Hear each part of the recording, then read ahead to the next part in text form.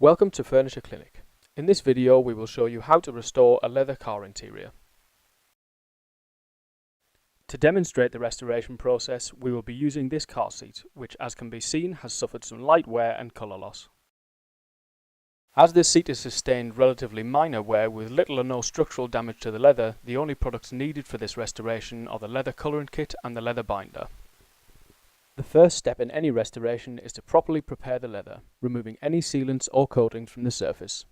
In order to do this, take the abrasive pad, cotton buds and leather prep included in the colouring kit, place the cotton buds along the centre of the abrasive pad and pour a small amount of leather prep onto the buds as shown. Use this to apply the prep to the entire surface of the leather being restored, rubbing with the pad to remove as much of the finish as possible from the leather. When the colour begins to transfer onto the pad, this is an indication that any finish or sealants have been removed and the leather is sufficiently prepped. It is very important at this stage that you pay extra attention to any creases or folds in the leather, removing as much of the finish as possible. If you are recolouring vinyl, simply add the leather prep to a cotton cloth and wipe the area down, as abrasive pads may cause damage. Please note that the extent of the colour being removed by the leather prep will vary with the age and condition of the leather. Once the area being restored has been sufficiently prepped, it is important to clean it to remove any residual contaminants or dirt. For this we use the alcohol cleaner and the cotton cloth included in the colouring kit. Simply add the alcohol cleaner to the cloth as shown and wipe the area down thoroughly, again making sure that the whole area, including creases and folds, are treated. After cleaning, take the leather binder, add a small amount to a sponge and apply to the entire area. This soaks into the fibres, binding them together and strengthening the leather.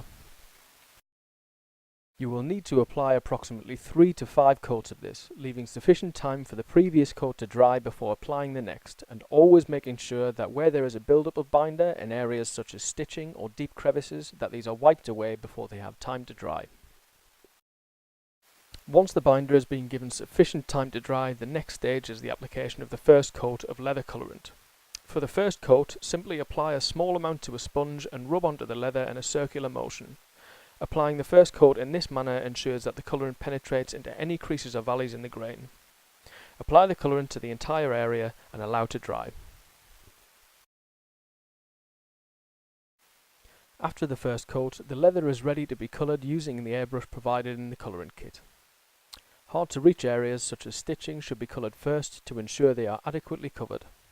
To do this, use one hand to expose these areas and apply a thin coat as shown, using just enough colourant to cover the area without leaving a build-up. When you are satisfied that all of these areas are done, use the airbrush to apply the colourant to the rest of the leather surface. It is important that time is taken over this stage.